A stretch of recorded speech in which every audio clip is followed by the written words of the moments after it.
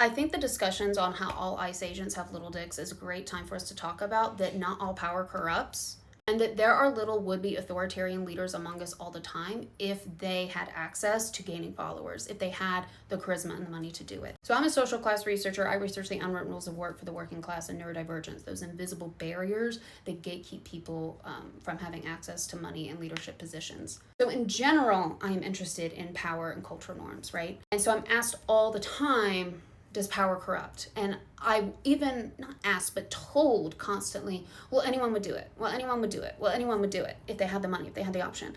I really don't think that is true. And I've been thinking about this a lot over the past few months with, everything. There are two main things I want to talk about in this video is that one, I think we're being lied to about nature, that nature has a way of people needing to climb on top. I think that's a patriarchal capitalist lie.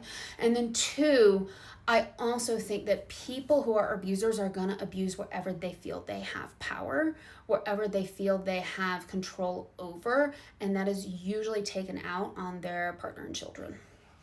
So let's talk about the nature thing for a second. So if you've been following me, you know that this year my partner and I are globetrotting a lot. I'm usually in DC.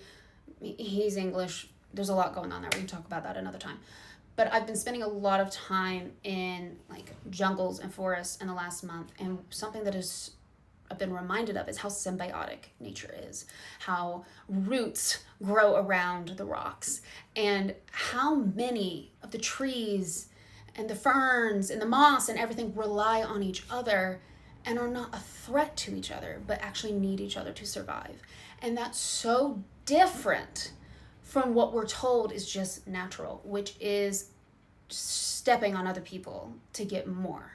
That yes, nature leaves compete for sunlight, but they don't have to do that by taking up all of the sun. That's not natural to take all of the sun. And I think we have been told this, and there are people who truly believe it, right? Writing the textbooks and all of that.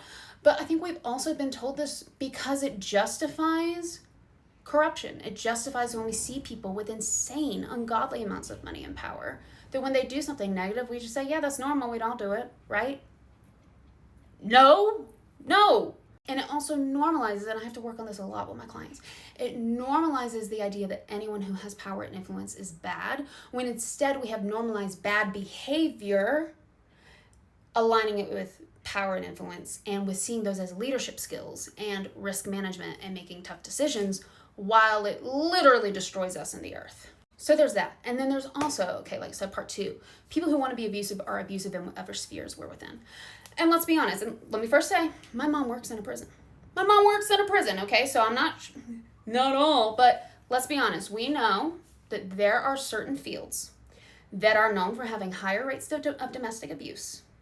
And we are astoundingly aware in the past year how many people have a PDF problem, okay? And we're talking about right now, it's not happy, secure, even financially powerful people who want to go grab people off the street and arrest 5-year-olds, which yes, is literally happening in my country. It attracts a type of insecurity, a need to assert dominance.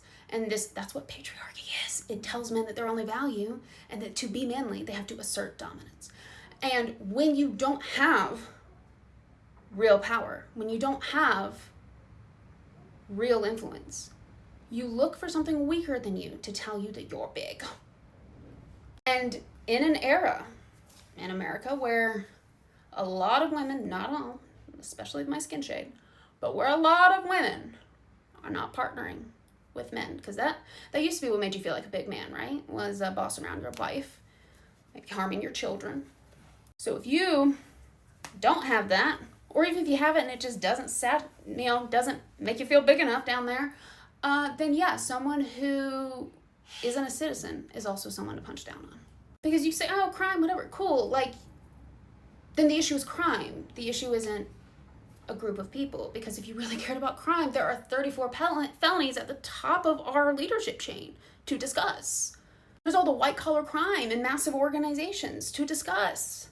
We're really picking and choosing which harms we're talking about. We're really focusing on the ones that we think have a big impact on us, but they're just deflections of, well, I would pay you to do a job, but I can't because I have to exploit the immigrant. So if you can go round them up and that makes you feel like a big man, then when you get back, I'll pay you a living wage and give you a good job while I'm telling everyone that I'm going to replace them with AI.